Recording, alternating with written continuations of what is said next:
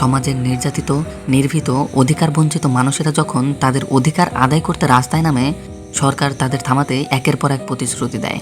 এরপরে সময় কাটে, বছরের পর বছর পার হয়, কিন্তু সেই প্রতিশ্রুতির কখনোই বাস্তবায়ন হয় না। আর সেই মানুষটাই যখন আবারও তাদের অধিকার আদায়ের চেষ্টা করে, তখন তাদের থামাতে পুলিশ আসে, তাদের ওপর নির্বিচারে গুলি চালানো হয়। আর এভাবেই যুগের পর যুগ ধরে রাষ্ট্রের নামে চলে আসছে নিঃশব্দ এক ইতিহাস। আর এই সত্য নিয়েই যে আওয়াজ তোলার চেষ্টা করে, হয় তাকে গুম করে ফেলা হয়, আর নয়তো খুন। আজকের গল্পটিও এমনই বাস্তবায়িত, যেখানে পুলিশ কনস্টেবল নিজেই এক অন্ধকার ইতিহাসের সাক্ষী হয়ে যায়। কিন্তু সে কি এই অন্যায়ের পর্দা ফাঁস করে সত্যটা উন্মোচিত করতে পেরেছিল, নাকি তাকেও খুন নয়তো গুম করে ফেলা হয়েছিল? তাই জানবো আজকের বাস্তব ঘটনার উপর ভিত্তি করে গড়ে ওঠা একটি গল্প, নারীভেট্টাতে। কেরালার একটি গ্রামে সকালবেলায় সিভিল পোশাকে দুজন পুলিশ অফিসার এক ব্যক্তিকে খুঁজছে। কিন্তু বাসের মধ্যে সে ব্যক্তিকে খুঁজে না পেলে সামনে একটি স্ট্যান্ডে নেমে এক অটো চালককে ফটো দেখালে সেই অটো চালক বলে 5 মিনিট আগেই নাকি এই লোকটিকে তিনি জঙ্গলের দিকে যেতে দেখেছেন। অন্যদিকে আমরা দেখতে পাই ভার্গিসকে। হ্যাঁ, পুলিশ অফিসারেরা একেই খোঁজার চেষ্টা করছে। ভার্গিস যখন একটি গরুর গাড়িতে করে পালাচ্ছিল, তখনই পুলিশ তার খবর পেয়ে সেই গাড়িটিকে থামায়। কিন্তু ভার্গিস সেখান থেকে উধাও। পুলিশ তাকে দেখে ফেললে তার পিছন নিতে থাকে। একটা সময় পুলিশ তাকে চারদিক থেকে ঘিরে ফেলে। হঠাৎ করে একজন ভার্গিসের পেছন থেকে মারলে সে অজ্ঞান হওয়ার আগের মুহূর্তে তার অনেক পুরনো কিছু স্মৃতি মনে পড়ে। সেই স্মৃতিগুলি কি তা আমরা কিছুক্ষণের মধ্যেই জানতে পারবো। এবার পুলিশ ভার্গিসকে একটি গোডাউনে নিয়ে আসে। এরপর ভার্গিসের জ্ঞান ফিরে আসলে একটি পুলিশ অফিসার যখন তার ব্যাগ চেক করে, তখন সেখান থেকে এমন কিছু ডকুমেন্টস খুঁজে পায় যেটি দেখে সবাই চমকে ওঠে। কী ছিল এই ডকুমেন্টসের ভেতর, এবং সে কী এমন করেছিল যার জন্য সমস্ত পুলিশ ডিপার্টমেন্ট তার পেছনে পড়ে রয়েছিল, তাই জানতে হলে আমাদের যেতে হবে কিছুটা অতীতে। কেরালার জঙ্গলে বাস করে এক উপজাতি গোষ্ঠী। সমাজে যেখানে সবাই উন্নত জীবনযাপন করছে, সেখানে এই উপজাতি তাদের সামান্যটুকু মৌলিক চাহিদা পূরণ করতে পারছে না। নিজেদের নেই কোনো জমি, আর নেই কোনো থাকার জায়গা। কোনো রকমে ছাউনি করে তারা বসবাস করছে, আর জীবিকার জন্য ভালো কোনো ব্যবস্থা নেই। জঙ্গল থেকে হয়তো ফল, মাছ, মধু এই সমস্ত কিছু দিয়ে তারা নিজেদের জীবিকা নির্বাহন করে। তাদের এই কঠিন পরিস্থিতির জন্য অন্যরা ছোট ছোট জিনিসের উপরেও তাদের উপরে একটু অন্য নজরেই দেখে। তাদের চোরের অপবাদ লাগায়, যে কোনো জিনিস নিয়েই থানায় কেস করার ভয় দেখায়। এমনই এক ঘটনা বললে শুধু দুটো সুপুরি নিচে পড়ে থাকা সেগুলো কোরানোর জন্য থাম্বি নামের এই লোকটিকে থানায় নিয়ে আসে কেস করতে। কিন্তু যেহেতু পুলিশও তাদের ব্যাপারে খুব ভালো মতোই জানে, তাই ব্যাপারটিকে কথার মধ্য দিয়েই সমাধান করে নেয়। হ্যাঁ, এই উপজাতি গোষ্ঠীর সাথে কেউ না থাকলেও শান্তি নামের এই মেয়েটি তাদের পাশে সবসময় রয়েছে। এই মেয়েটি শুধু তাদের অধিকারের জন্য একাই লড়াই করে যাচ্ছে। এখন গ্রামের সবাইকেও সে বোঝানোর চেষ্টা করছে সবাই একত্রিত হয়ে প্রোটেস্ট করার জন্য, যাতে সরকার শুধু তাদের প্রতিবারের মতো প্রতিশ্রুতি নয়, তাদের বাড়ি নির্মাণের জন্য এবার নিজস্ব জায়গা দিতে বাধ্য হয়। আর আমরা অন্যদিকে এবার ভার্গিস এবং তার বন্ধু বিনয়কে দেখতে পাই। তারা দুজনে চাকরির জন্য কোনো একটি কারণে প্রোটেস্ট করে বাড়িতে ফিরছে। যাই হোক, তারা দুজনে গল্প করতে করতে ফিরে আসে। ইনি হলেন ভার্গিসের মা শাহানা, আর এ হলো ভার্গিসের প্রেমিকা ন্যান্সি। ন্যান্সি একটি ব্যাংকে কাজ করে। এখানে তাদের প্রেমের কথা যদি বলি, তাহলে একদিকে যেমন ভার্গিস চাকরির জন্য চেষ্টা করে যাচ্ছে, অন্যদিকে ন্যান্সি এর বাবা তাকে বিয়ের জন্য প্রেশার ক্রিয়েট করছে। ভার্গিস চাকরি পাচ্ছে না এমনটা বললে ঠিক ভুল হবে। আসলে ভার্গিস ছোট কোনো চাকরি করতে চাচ্ছে না, বড় চাকরি করার আশায় ছোট চাকরি পেলেও তা রিজেক্ট করে দিচ্ছে। রিসেন্টলি পুলিশ কনস্টেবলের বাছাইতেও সে সিলেক্ট হয়েছে, কিন্তু তার তো বড় কিছু চাই। এশিয়াই র্যাঙ্কের নিচে সে জয়েন করতে ইচ্ছুক নয়।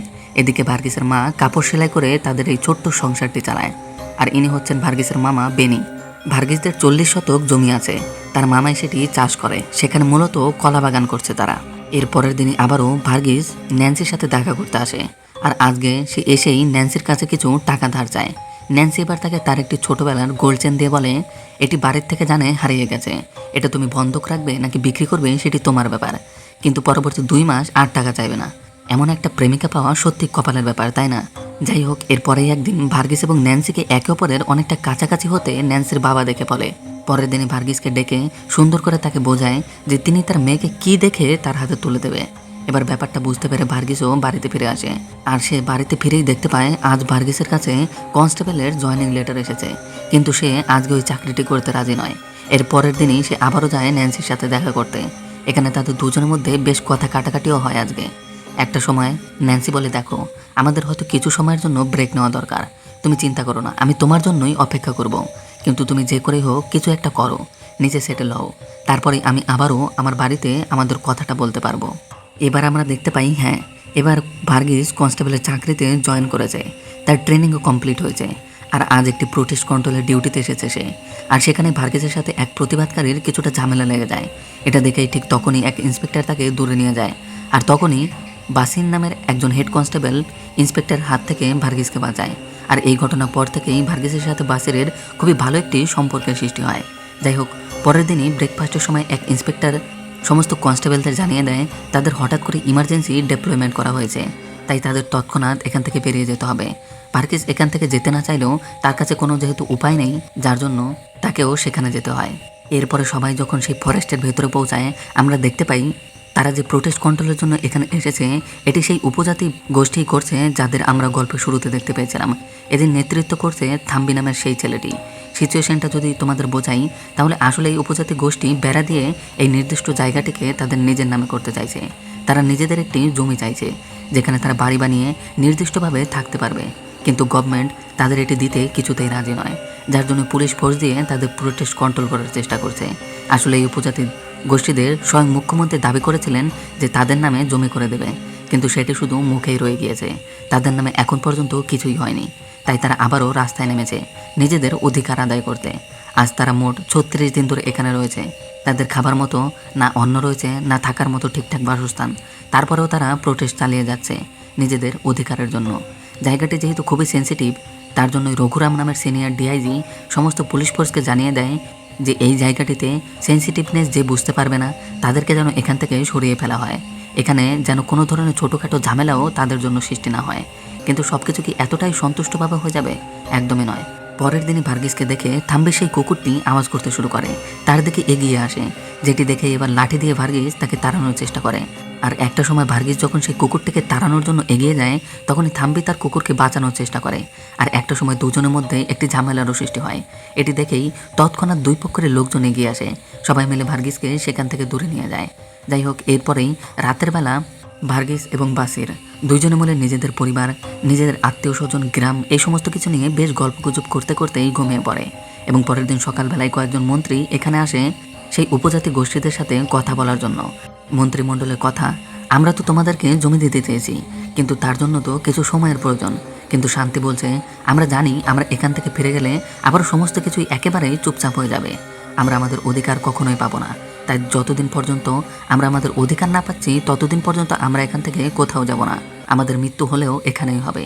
আর এরপরের দিনই আমরা দেখতে পাই সেখানে কিছু আর্মি অফিসাররাও আসে, কারণ তারা গুপ্ত খবর পেয়েছে এই প্রোটেস্টকারীদের মাঝে নাকি কিছু জঙ্গিরা উপস্থিত আছে, যারা একত্রিত হয়ে এই প্রোটেস্ট করে যাচ্ছে।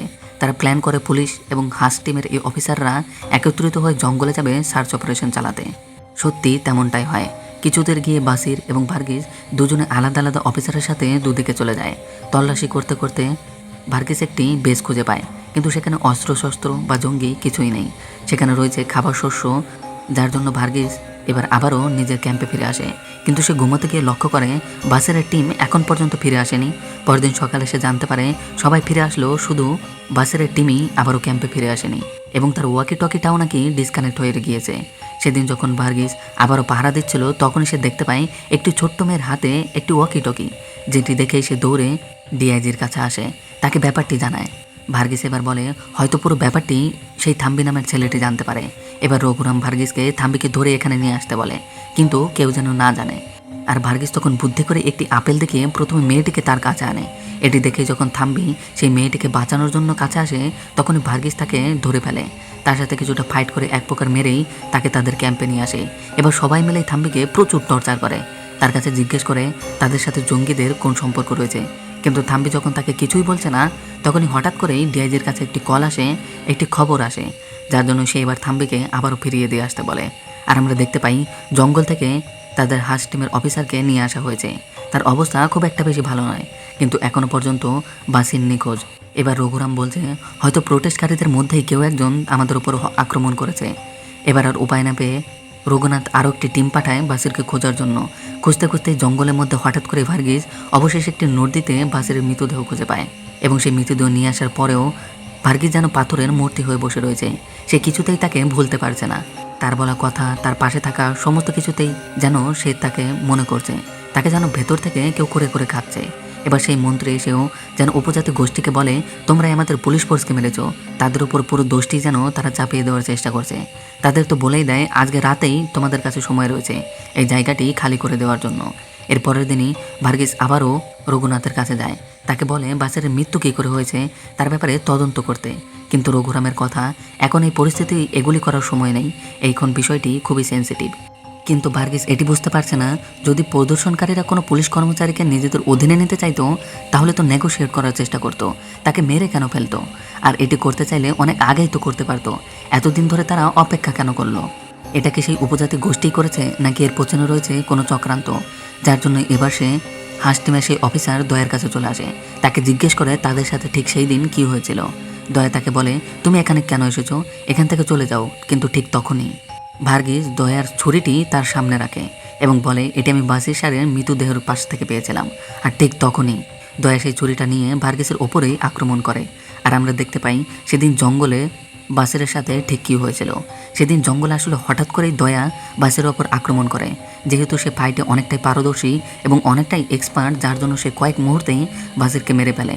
আর এদিকে দয়া যখন ভার্গিসকে মারতে নেয় তখন সে কোনো রকমে সেখান থেকে পালিয়ে রঘুরামের কাছে আসে। একটি প্রিজন ভ্যানে ভার্গিস যখন তাকে সমস্ত কিছু বলে, ঠিক তখনই আবারও কয়েকজন হাঁস টিমের অফিসার ভার্গিসকে চারদিক থেকে ঘিরে ধরে। এবার ভার্গিসও বুঝতে পেরে যায় যে যা কিছু হয়েছে তা রঘুরামের নির্দেশেই হয়েছে, বাসিরের মৃত্যুও তার কথাতেই হয়েছে। ডিআইজি তখন বলে, আমাদের এমন কিছু কখনোই উদ্দেশ্য ছিল না, কিন্তু সিচুয়েশন এমন হয়ে গিয়েছে যার জন্য সরকার থেকে প্রচুর প্রেশার আসছিল, এবং তোমার কপাল ভালো যে তোমার জায়গায় বাসির চলে গিয়েছিল, না হলে সেখানে আজ তুমি থাকতে। এখন যদি ভালো চাও তাহলে সমস্তটা মেনে চুপচাপ কাজ করো।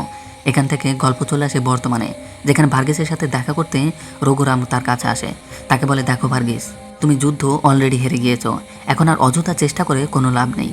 তোমার নামে কেস ফাইলও হয়ে গিয়েছে, তুমি থাম্বির বুকে গুলি করেছো, আমি অর্ডার দিয়েছিলাম কোমরের নিচে মারার জন্য, আমার কাছে আই উইটনেসও রয়েছে, তোমাকে আর কেউই বাঁচাতে পারবে না। কিন্তু ভার্গিস মুচকি হেসে বলে, সব কিছু তো আপনিই করলেন স্যার, মারলেনও আপনি, সাক্ষীও আপনার, এখন আমাকে দোষী সাব্যস্ত আপনিই করছেন। আর এখান থেকে গল্পটি আবারও চলে যায় অতীতে, যেখানে ভার্গিসের যখন জ্ঞান ফিরে আসে তখন সে দেখতে পায় বাইরে এতক্ষণে ঝামেলা সৃষ্টি হয়ে গেছে। সেই উপজাতি গোষ্ঠীর উপরে পুলিশ ফোর্স হামলা করে দিয়েছে, তাদের ঝোপড়া ভাঙচুর করার জন্য উঠে পড়ে লেগেছে সবাইকে প্রচুর মারধর করছে। এবার ভার্গিস একবার পুলিশকে আদিবাসী লোকের কাছ থেকে বাঁচানোর চেষ্টা করছে, আরেকবার পুলিশের হাত থেকে আদিবাসী লোকেদের বাঁচানোর চেষ্টা করছে। সে কি করবে, কাকে বাঁচাবে, কিছুই ভেবে পাচ্ছে না। একা সে কতজনকে থামাবে, কতভাবে এটি থামানোর চেষ্টা করবে। এর মাঝে হঠাৎ করেই থাম্বি রঘুরামকে লক্ষ্য করে একটি ভালা ছুঁড়ে মারে, আর এরপরেই রঘুরাম ফোর্সের অর্ডার দিয়ে দেয় নিজের আত্মরক্ষার জন্য গুলি চালানোর, যার পরে শুরু হয় এক মৃত্যু খেলা। প্রথম গুলিটাই আগে থাম্বির বুকে লাগে এবং সেই ছোট্ট মেয়েটিও মারা যায়। দেখতে দেখতে বেশ কয়েকজনের বুকে গুলি লাগে এবং সবাই সেখানে লুটিয়ে পড়ে। গুলির ভয়ে এবার আদিবাসীরা সেখান থেকে পালিয়ে চলে যায়। যারা সেখানে বেঁচে যায় শান্তি এবং অনেকেই আদিবাসীদেরও অ্যারেস্ট করে নিয়ে যাওয়া হয়। ভার্গিস সেখানে পাথরের মূর্তির মতো বসে রয়েছে, সে যেন পুরোপুরি বাকরুদ্ধ হয়ে পড়েছে। এবং একটি অবাক করা বিষয় হলো, ভার্গিসের কাছে তখন রাইফেল না থাকলেও তার রাইফেল দিয়েই থাম্বিকে মারা হয়েছিল, যে দোষটি এখন ডিআইজি তার উপরে চাপাচ্ছে। এরপরে ভার্গিস সেখান থেকে বাড়িতে ফিরে এসেছিল, কিন্তু সেই দৃশ্য, সেই ভয়ঙ্কর মৃত্যুনাথ, সেই সমস্ত কিছুই যেন ভার্গিস ভুলতে পারছে না। রাতে ঘুমোতে গেলে সেই সমস্ত কিছুই তার বারবার মনে পড়ছে। এবার ভার্গিস পরের দিন ন্যান্সির সাথে দেখা করতে এসে তাকে পুরো ঘটনাটা খুলে বলে। এটি শুনে ন্যান্সিও যেন আর অবাক না হয়ে পারে না। সে বলে, পুলিশ এমনটা করতে পারলো, সাধারণ মানুষের উপর এতটা অত্যাচার, এতটা নৃশংস অত্যাচার করতে পারলো তারা। তখন ভার্গিস জানায় সে ঘুমোতে পারছে না, সে এখন চাইলে সমস্তটা চুপচাপ থাকতে পারে, সে নিজে চাকরিও করতে পারে, কিন্তু এমন থাকলে সে হয়তো বেশি দিন বেঁচে থাকতে পারবে না। তখন ন্যান্সি তাকে বলে, তোমার যেমনটা মনে করে তুমি তেমনটা করো, তুমি তোমার নিজেরটা শোনো, আমি তোমার সব সময় পাশে রয়েছি, সাথে তোমার চাকরি থাক বা না থাক, তোমার উপরে কেসই বা হয়ে যাক না কেন, তুমি চিন্তা করো না, আমি তোমার সব সময় পাশে রয়েছি। এই কথাটাই যেন ভার্গিসের জন্য যথেষ্ট ছিল। এরপরে ভার্গিস যখন সমস্তটা খোলাসা করতে চায়, ঠিক তখনই পুলিশ অফিসারেরা ভার্গিসকে ধরার চেষ্টা করেছিল, যে সমস্ত কিছুই আমরা গল্পের শুরুতে দেখেছি। কারণ ভার্গিস যদি সমস্তটা বলে দেয় তাহলে পুলিশ অফিসার সহ অনেক বড় বড় অধিকারীরা নিজেদের চাকরি হারাবে, তাদের জেল পর্যন্ত হতে পারে। এরপরে গল্পটি আবারও বর্তমানে আসে, যেখানে রঘুরাম বলে, দেখো ভার্গিস, এগুলো করে তুমি কিছুই পাবে না, এর থেকে ভালো চলো আমরা সেটেলমেন্ট করে নেই। তখনই ভার্গিস বলে, স্যার, যুদ্ধ তো আমি অলরেডি জিতেই গিয়েছি, যেটি আপনি চাইলেও আর আমাকে হারাতে পারবেন না। আমরা দেখতে পাই ভার্গিস জেলে গিয়েছিল শান্তির সাথে কথা বলতে, এবং এরপরেই সে তাদের গ্রামের অ্যাড্রেস নিয়ে সবার সাথে দেখা করে, বিভিন্ন তথ্য জোগাড় করে এবং সে একটি পাকাপোক্ত প্রমাণ জুটিয়ে ফেলে। এবং সমস্ত ডিটেলস নিয়ে সে কোর্টে যায়, সরাসরি বিচারপতির সাথে দেখা করে, তাকে গিয়ে সমস্ত ঘটনাটা দেখায়, সমস্ত কিছু বলে এবং সমস্ত কিছু জানানোর পরে বিচারপতির কাছে সে নিজের জন্য সিকিউরিটি চায়। বিচারপতিও তার কথা শুনে কিছুটা হলেও রাজি হয় এবং বলে এই ব্যাপারটিকে পুরোপুরি কনফিডেন্সিয়াল রাখবে। আর এখানে আসলে পুলিশের গলিতে শুধু থামবে না, আরও 5 জন মারা গিয়েছিল যেগুলো পুলিশ মাটি খুঁড়ে পুড়িয়ে সেখানেই দাফন করেছে। এবার গোপনভাবে সমস্তটা দেখে পুরো ব্যাপারটি গোপন রেখে জাস্টিস একটি টিম নিয়ে সেই স্থানে যায় যেখানে পুলিশের 5 জনকে আগুনে পুড়িয়ে মাটি চাপা দিয়েছিল। সত্যি সেখান থেকে সেই 5 জনে মৃতদেহ পায়। এরপরে বিচারপতি সরাসরি ডিআইজি সহ বাকি উচ্চপদস্থ কর্মচারী পুলিশ অফিসারদের নিজের কাস্টাডিতে নিয়ে নেয়। আর এভাবেই একটি কনস্টেবল এত বড় একটি ঘটনার খোলাসা করে। আজকের গল্পটা একটু জটিল হলেও এটি কেরালার একটি সত্য ঘটনাকে কেন্দ্র করে গড়ে তোলা একটি গল্প। শুধু কেরালার বললে ভুল হবে, এখন পর্যন্ত অনেক জায়গায় রয়েছে যেখানে সাধারণ মানুষের ওপরে এরকমভাবে অত্যাচার এবং নিপীড়ন করা হয়। যাই হোক, আজকের গল্পটি কেমন লেগেছে অবশ্যই জানিও। তোমাদের সাথে খুব শীঘ্রই দেখা হচ্ছে অন্য কোনো গল্পের সাথে। ততক্ষণের জন্য বাই অ্যান্ড টেক কেয়ার।